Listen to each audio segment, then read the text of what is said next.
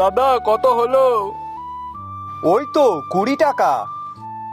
সে কি বলো, মাত্র 20 টাকা? হ্যাঁ, কেন?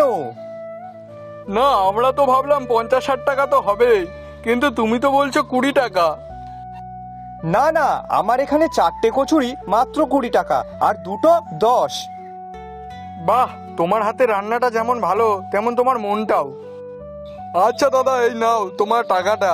আর এবার থেকে রোজ তোমার কাছেই কচুরি খেতে আসবো কিন্তু, ঠিক আছে তো? আচ্ছা, বেশ। প্রথম দিকে হরিপদ ছিল খুবই সৎ মানুষ। সে কম লাভে ভালো মানের কচুরি বিক্রি করত, তাই গ্রামের সবাই তাকে খুব ভালোবাসতো। কিন্তু সময়ের সঙ্গে সঙ্গে হরিপদর মনে লোভের জন্ম নিল। একদিন সে ভাবল কি,